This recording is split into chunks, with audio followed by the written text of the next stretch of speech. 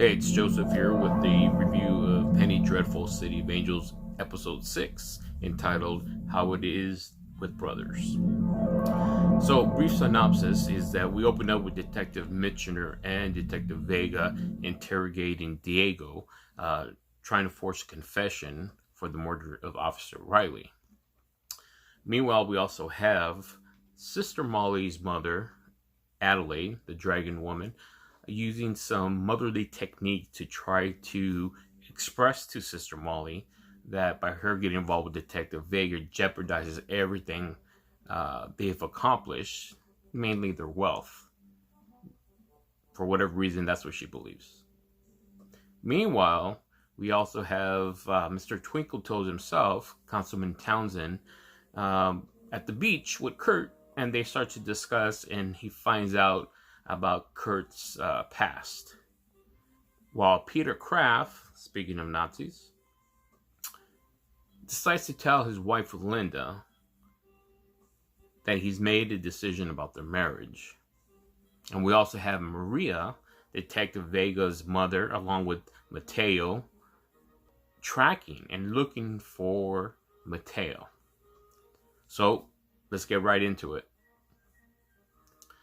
So we open up with Detective Vega and Mitchener interrogating Diego as they push him and pull him through the precinct. You see every cop just going after him, all these racial epithets against not only Diego, but also Detective Vega. And basically they're going to they're just going to rail on him if they don't get a confession. If Detective Mitchener and Lewis aren't allowed or aren't capable of getting a confession out of Diego.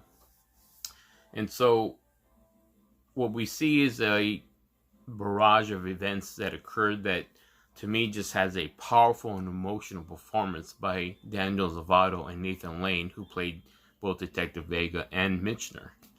And so there's some revelations that come out, but you also see the bond of Detective Vega and Mitchener just grow even deeper.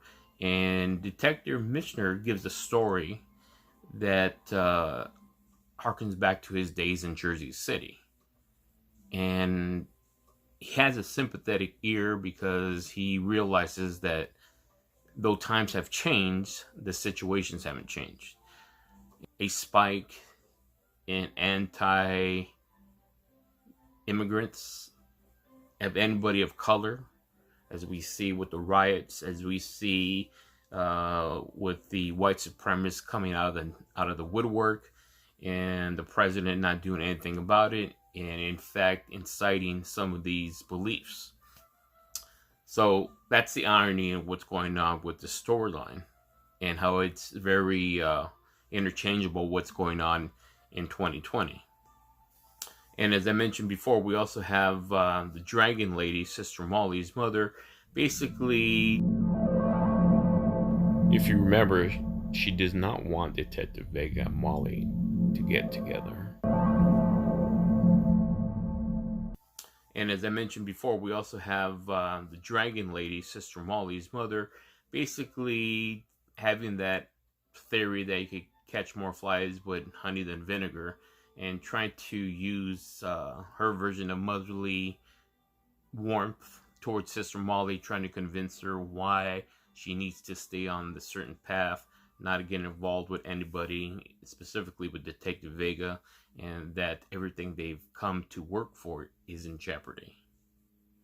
Meanwhile, as I mentioned, you have Councilman Townsend having a conversation with Kurt as he sees Kurt surfing in Hermosa Beach. They discuss and they talk about their past a little bit and what persuaded Kurt to become a Nazi. And basically it turns out, like many of these Nazis and white supremacists, it's all about hate. It's all about hating someone who isn't white. And that kind of was the backdrop in the story of Kurt. He hates that, he says, all these chinks, all these spicks, and all these spades came into the country. Well, first of all, it wasn't his country in the first place, if you want to go back in history, right? So, not unless he was of indigenous culture, everybody's an immigrant. So, we also go and see the interactions between Peter Krafft and who's the Nazi pediatrician, having also a one-on-one with his wife Linda. Um, Linda's shocked that he wants to end marriage, and he's discussing with her that he's going to put her in a sanitarium and that she better not make a big stink about it, or else she will never see her kids again. And at first, Linda's afraid and taken aback. So Linda's mood changes and she becomes very aggressive towards Peter and telling him that I know things about you that you don't realize I know. And she's basically telling him what a weak man he is, which obviously is the case because Elsa, yes, that's correct. Elsa did exactly what I mentioned she was going to do. Use the killing of that taxi dancer patron. When she killed him, she used that in Peter's kind of entangling him into her web, and that's exactly what happens. And so they go back and forth, and you see Peter Krafft suddenly be taken aback by his wife's strong retort and kind of comeback.